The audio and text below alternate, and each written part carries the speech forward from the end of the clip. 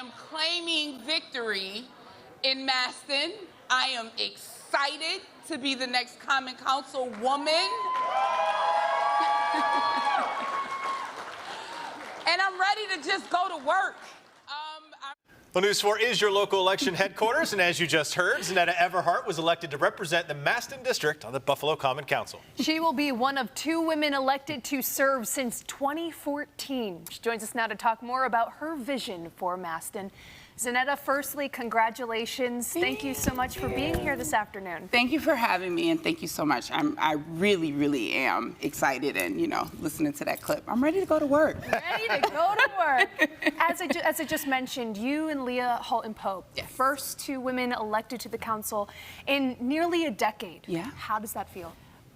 It feels like, why did it take so long, right? Like, a woman's voice is necessary in everything that we do in this country, right? And so I don't need to give anyone a history lesson here, but it's important that our voices are being heard, right? Because the decisions that are being made are about our lives too. And so we should have a seat at that table. So let's talk about the Maston District. You ran on what was your biggest platform, you think, and how do you think you're now going to be able to start establishing, getting those goals accomplished, hitting the ground running in January? Yeah, so there's a lot of things that I ran on and that I talked a lot about, but one of those things was housing, right? There is a huge housing crisis, not just in Maston, right? This is all over the city. This is all over the country, quite frankly, right? But we have to make sure that, first of all, we're taking care of our current homeowners, right? And we have to make sure that they're able to stay in their neighborhoods. And we have to also make sure that our renters are getting an opportunity to purchase a home, right? And then we have to look at infilling. There's a lot of empty lots throughout the Maston District, and we need to do something with that.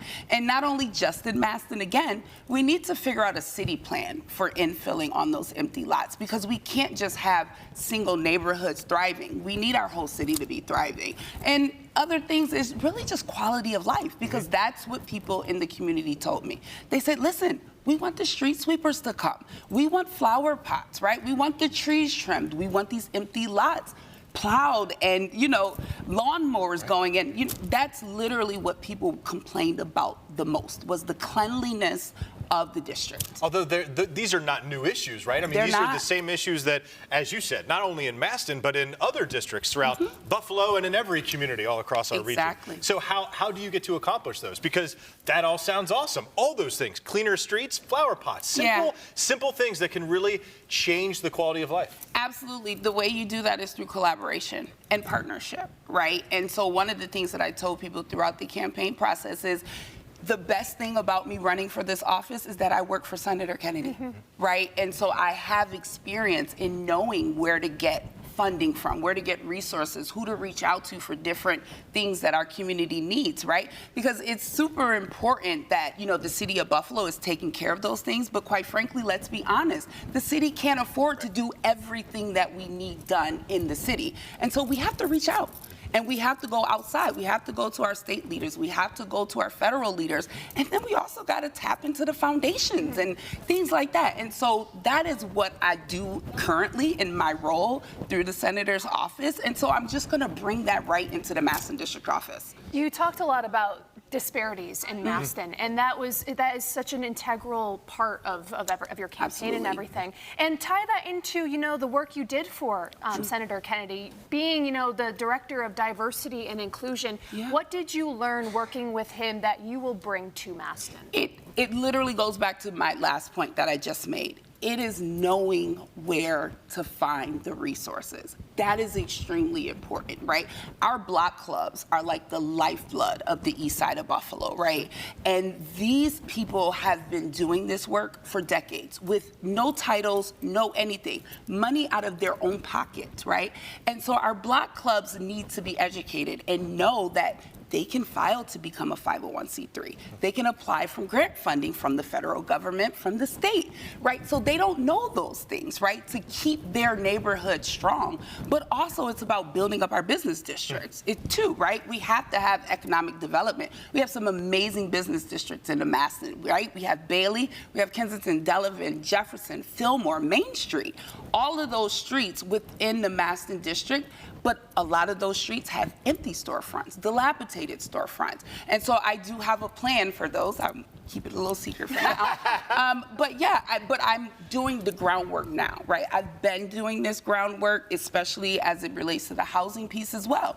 I've been doing my research, right? So that way in January, I can hit the ground running. And I'm lining up those partners. I've been lining up those partners. I've been putting my plan in front of people, including Senator Kennedy, right? And so just showing him my plans for the Maston district, because that is what it's about. It's about strategy and it's about collaboration and partnership. You are already at work. That's right. We just heard from Todd. We could be staring down the barrel of our first lake effect system perhaps next week. I asked that because the council is currently considering the snow plan. Yeah. You don't have a vote yet, but in less than 2 months, you certainly will. I will. This thing will be before you.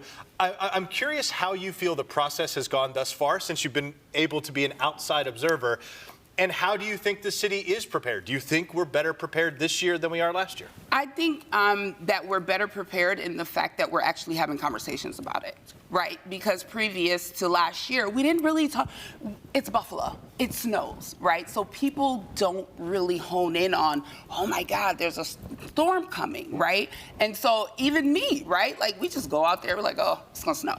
But I think that this year, what's important is that you see all of our local elected officials banding together to make sure information is out there. Emergency preparedness classes are being held, right? For example, I run the Senator's Single Moms Club event, and this year, for the Single Moms Club on Saturday, December 2nd at Performing Arts School, we will be doing an emergency preparedness training class as well as a CPR training class. And we're also gonna give away supplies that people need. We can't give you everything you need, but we're gonna have some really good supplies so you can stock up your home. But I think that that's what's important to know, is that we are actually having these loud conversations about it. We shouldn't be quiet about it. Yes, we need a snow plan.